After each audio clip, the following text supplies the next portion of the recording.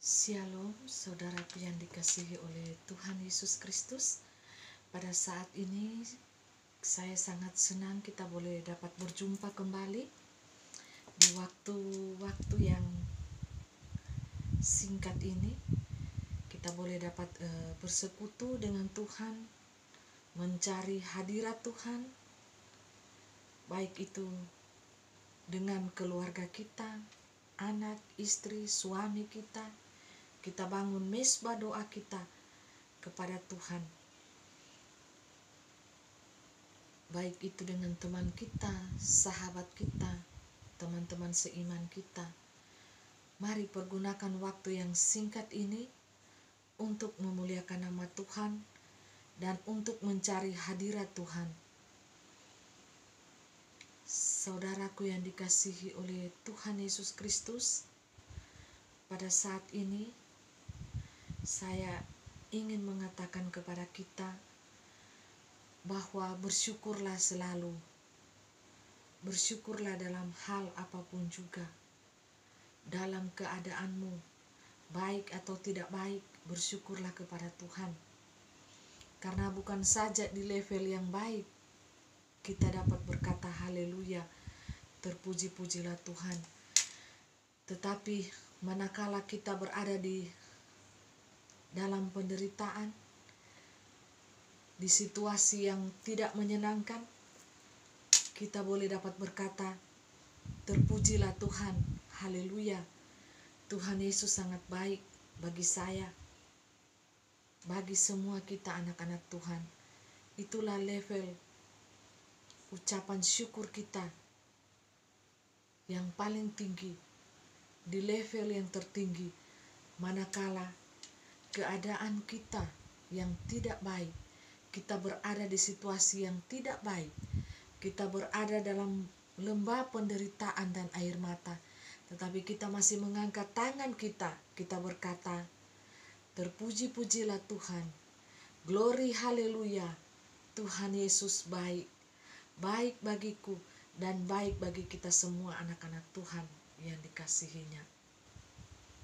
Saudaraku yang dikasihi oleh Tuhan Yesus Kristus, Bapak Ibu, pada saat ini marilah kita berdoa dan berjaga-jaga selalu, minta hikmat Tuhan menyertai langkah-langkah hidup kita, apa yang akan kita ambil, apa yang akan kita berikan untuk bait Allah yang kudus, yaitu tubuh kita saat ini.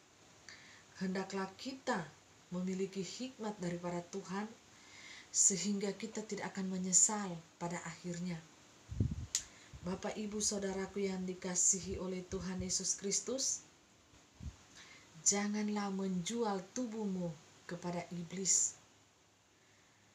Jangan, apalagi menjual tubuhmu untuk transaksi kepada iblis untuk mendapatkan kesenangan hidup, kenyamanan hidup, untuk nyawamu terselamatkan.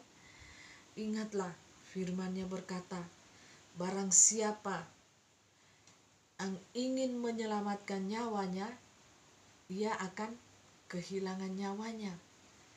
Barang siapa yang kehilangan nyawanya demi namaku, kata Tuhan, dia akan memperolehnya, dia akan mendapatkannya. Marilah kita berpikir memakai hikmat Tuhan pada saat ini, sangat berhati-hati.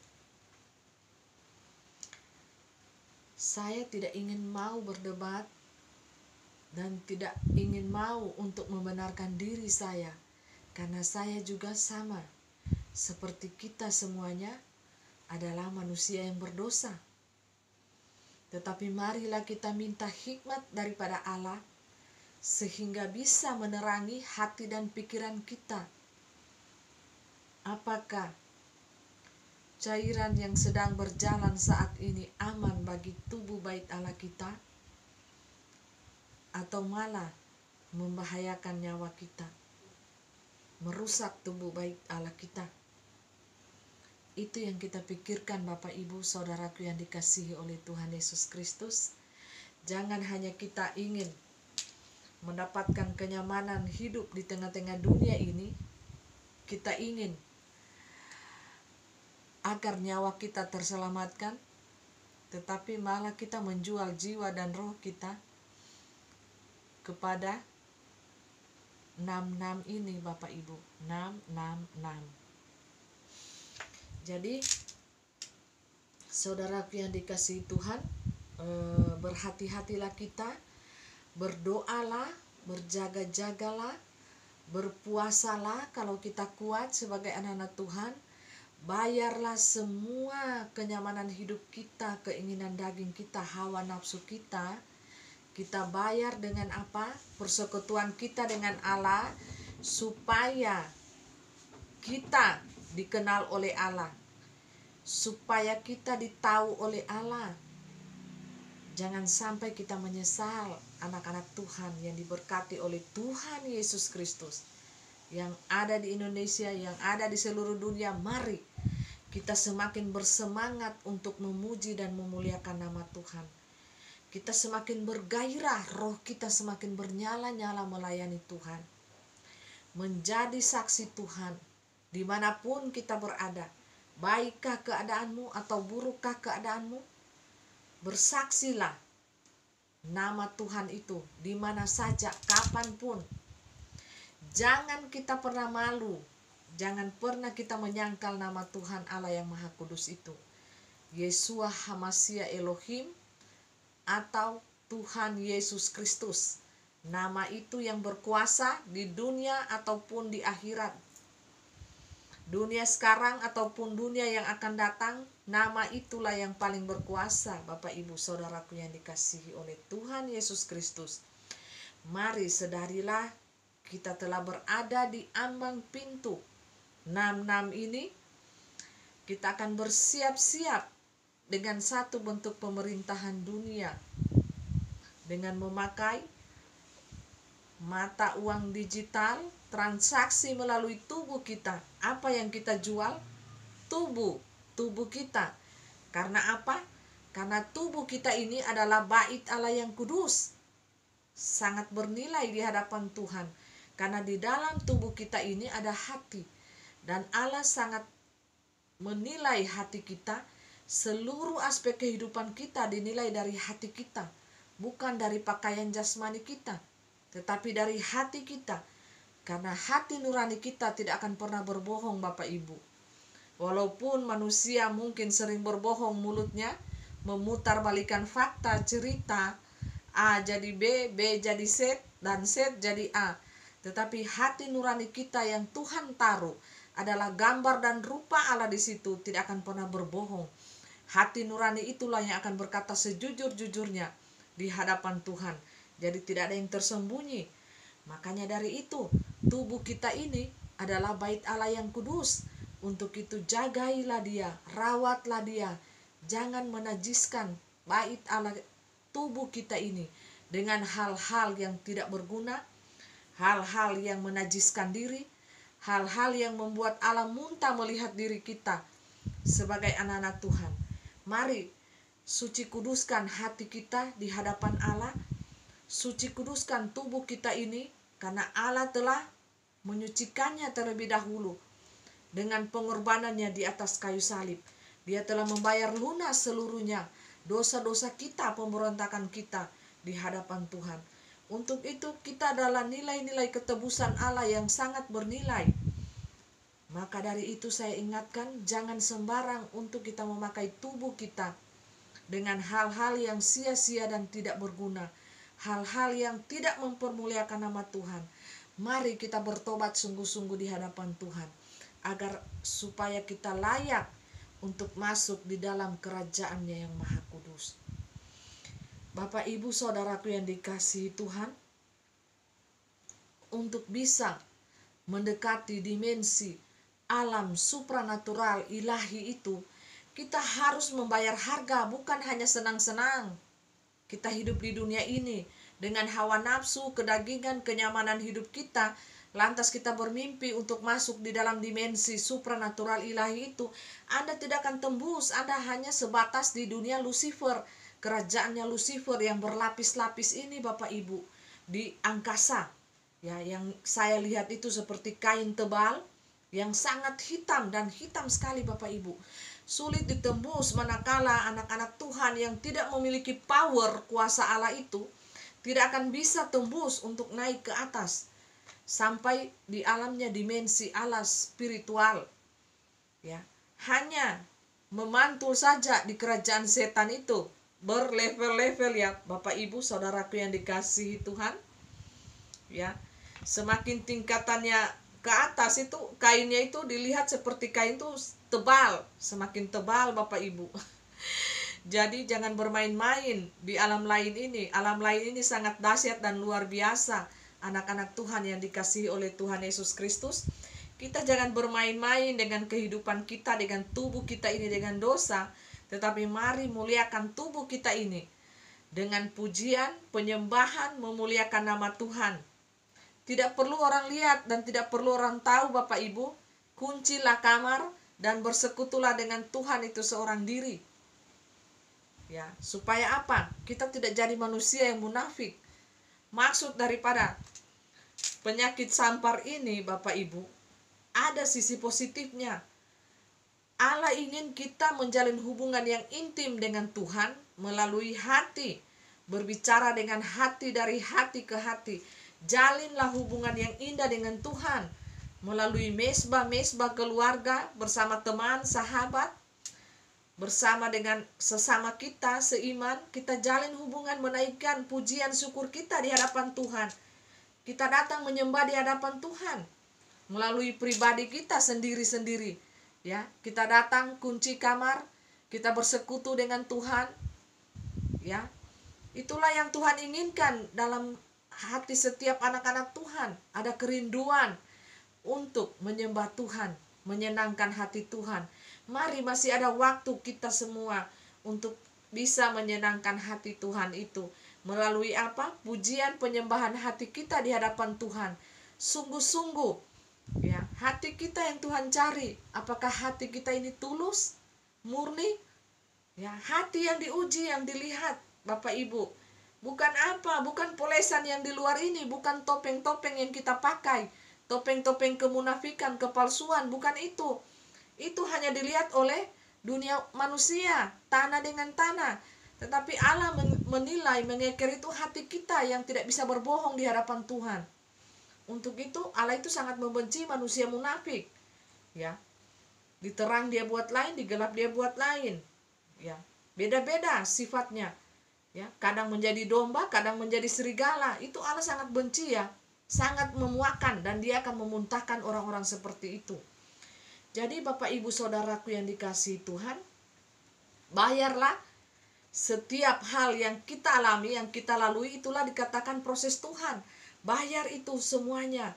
Harga mati untuk mengikuti Tuhan itu adalah pikul salib, penderitaan. Ya. Tuhan saja yang punya sorga dan bumi datang ke dunia ini menderita dan tidak punya apa-apa. Karena apa? Dunia ini hanya sementara, lewat saja, pinjaman. Ya, dunia ini dikuasai oleh kuasa kegelapan, Lucifer. Makanya dunia ini dikatakan sebagai ajang pertandingan untuk anak-anak Tuhan. Kita bisa tidak melewati pertandingan iman yang Tuhan selenggarakan di gelanggang pertandingan ini. Ya, gelanggang pertandingan ini dunia Bapak Ibu. Dan siapa yang jadi penontonnya? Jurinya adalah para malaikat itu dan Allah sendiri. Jadi tidak ada kebohongan, tidak ada apa-apa, tidak ada yang akan terjadi sesuatu yang terjadi di luar kontrol Allah. Di luar segala apapun yang terjadi, ya semuanya di luar kemampuan kita, di luar hal apapun juga yang terjadi pada diri kita, itu semua ada di dalam pengontrolan Allah. Karena apa? Allah senantiasa ya memelihara, menyertai, melindungi anak-anaknya. Jadi tidak ada yang tersembunyi di hadapan Allah Bapak Ibu. Jangan kita bermain-main dengan dosa ya. Walaupun manusia lain tidak tahu kita berbuat dosa, tapi ada mata Tuhan yang senantiasa melihat kita dan muntah melihat setiap perbuatan kita, setiap tindakan kita. Karena kita berada di gelanggang dan penontonnya itu para malaikat semua Bapak Ibu. Malu tidak? Kita pikir manusia tidak lihat kita, tapi alam supranatural spiritual itu melihat kita, apa yang kita perbuat. di gelap, di terang. Nanti semuanya akan terbuka jikalau manakala kita telah pindah ke alam lain itu. Semuanya akan dibukakan Bapak Ibu, tidak ada yang tersembunyi. Ada pengadilan tahta Kristus di sana. Bema Kristus yang akan mengadili setiap anak-anak Tuhan.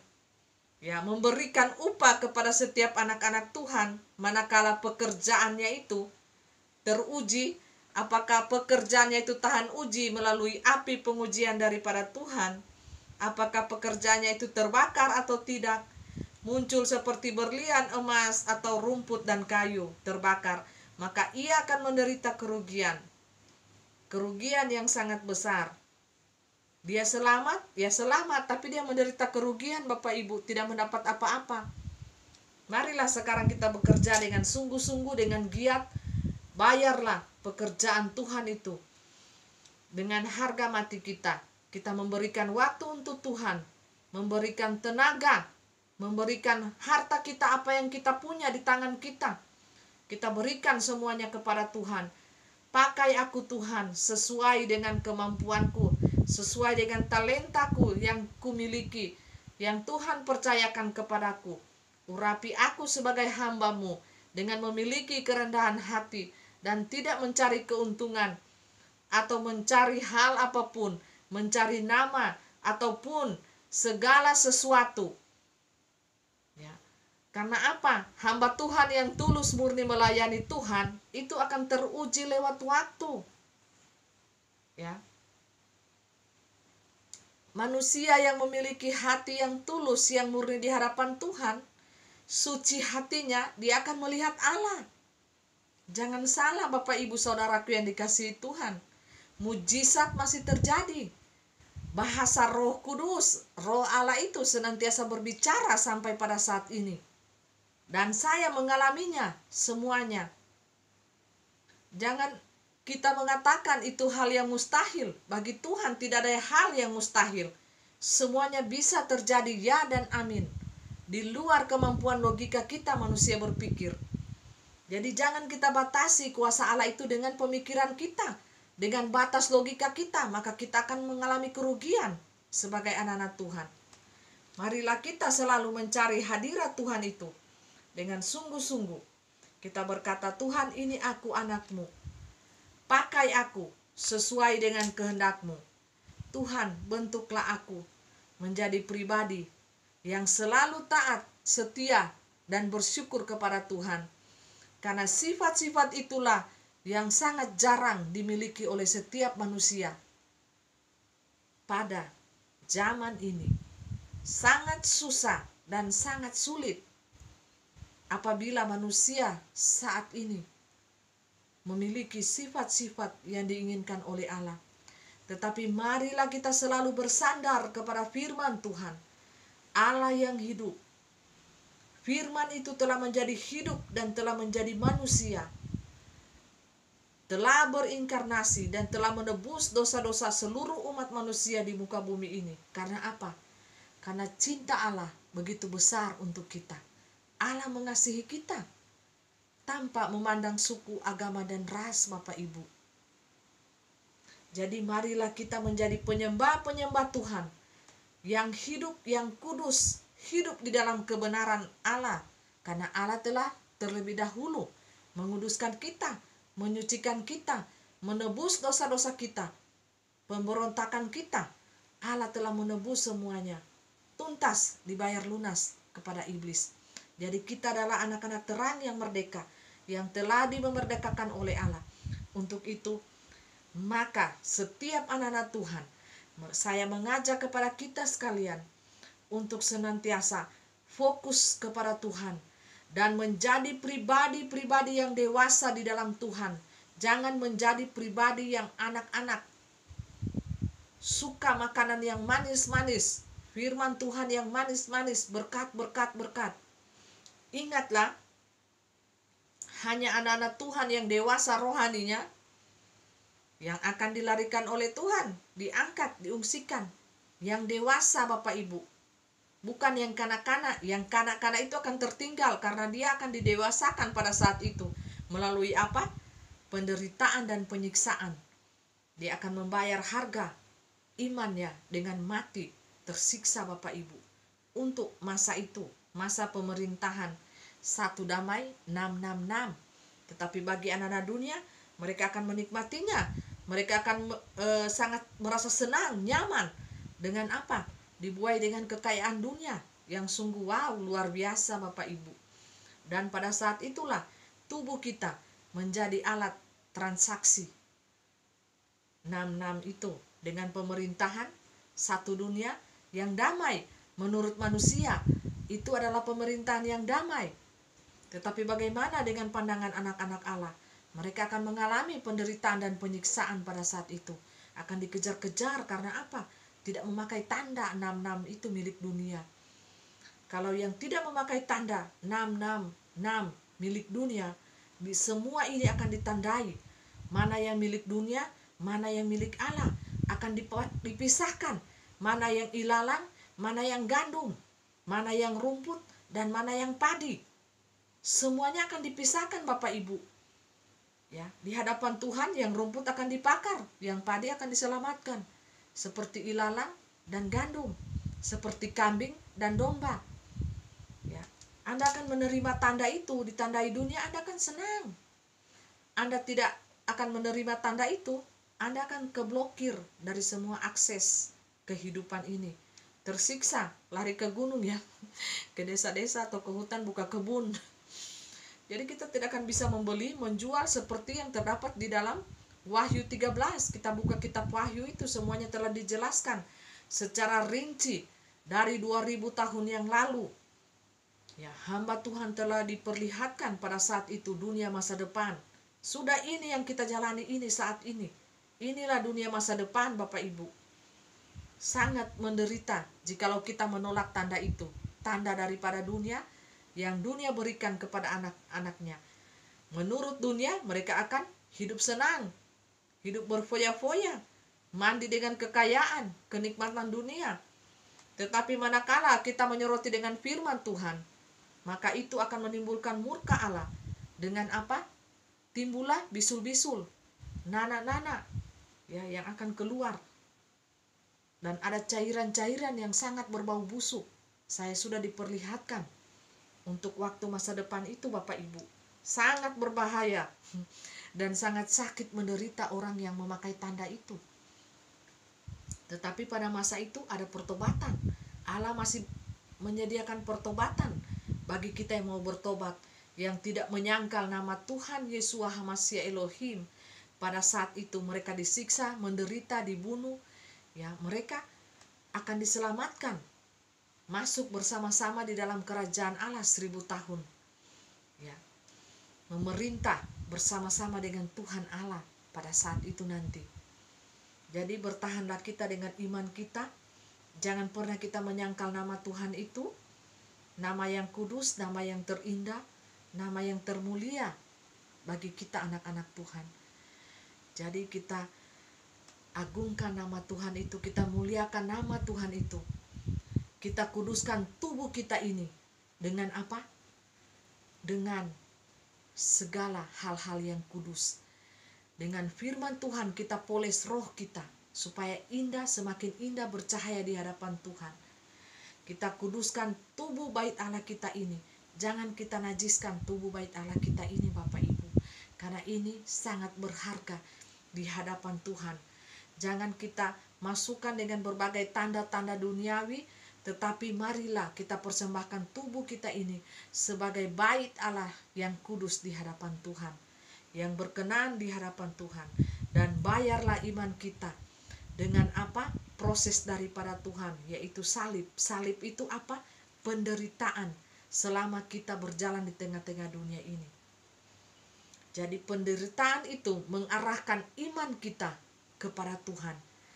Dengan penderitaan berbagai masalah hidup, manakala kita menjalin hubungan dengan Tuhan, kita ada berjalan di dimensi Tuhan, kita akan melihat hal-hal yang baik yang Tuhan siapkan di depannya.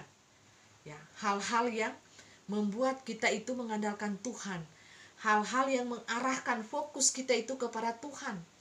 Ya, bukan kepada dunia ini, tetapi fokus kita diarahkan kepada Tuhan melalui apa?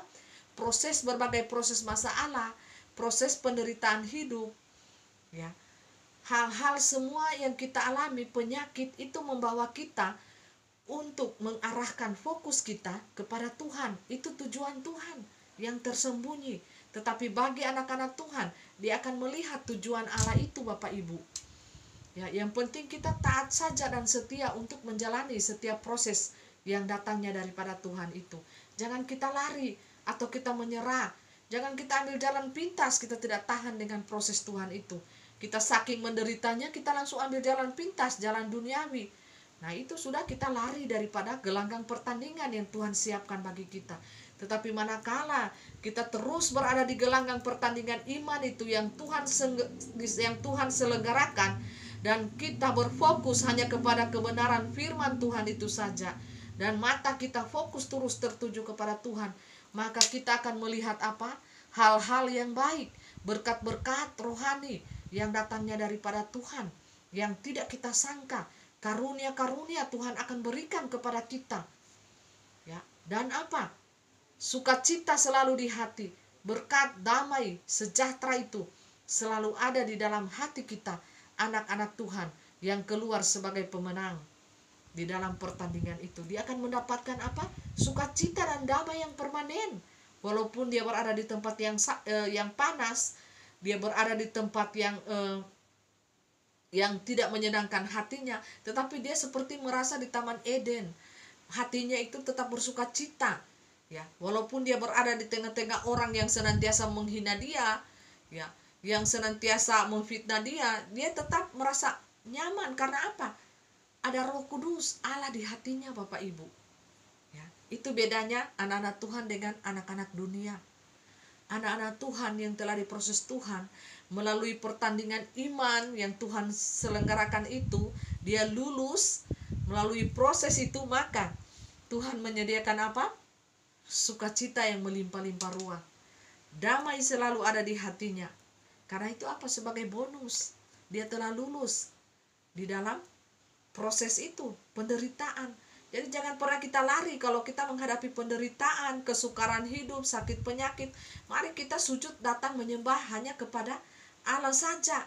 Karena Allah akan membuka tingkap-tingkap surgawinya yang tidak pernah kita sangka. Ya, dia akan membuka bagi kita. Supaya kita melihat apa? Allah itu dahsyat, Allah itu luar biasa. Sungguh Allah itu menyertai kita. Sungguh Allah itu memberkati kita. Bapak, Ibu, Saudaraku yang dikasihi Tuhan. Jadi jangan pernah kita lari dari penderitaan, persoalan hidup kita, sakit penyakit kita. Mari kita selalu andalkan Tuhan. Dan biarlah nama Tuhan itu semakin dipuji, dimuliakan. Dan kita senantiasa mengucap syukur kepada Tuhan di setiap helaan nafas kita. Ya, karena kita masih hidup, kita bersyukur kepada Tuhan.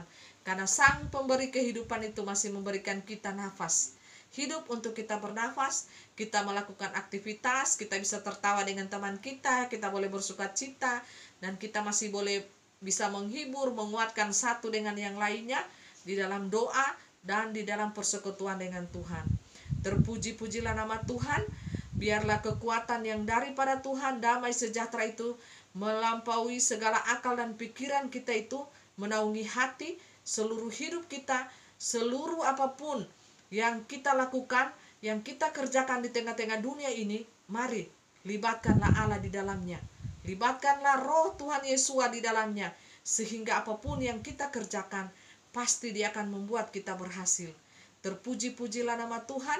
Hendaklah setiap anak-anak Tuhan senantiasa berjaga-jaga di dalam roh dan kebenaran. Milikilah hikmat Tuhan itu yang tidak dimiliki oleh anak-anak dunia, tetapi kejarlah hikmat daripada Tuhan itu, sehingga apa? Sehingga kita tidak disesatkan oleh ajaran-ajaran, pengajaran-pengajaran duniawi ini. Terpujilah nama Tuhan. Sampai kita berjumpa lagi di kemudian hari. Biarlah kekuatan daripada Allah itu selalu ada, dan selalu kuasa Allah itu, damai sejahtera cinta kasih-Nya selalu menghibur di dalam hati kita. Haleluya, haleluya, haleluya. Amin.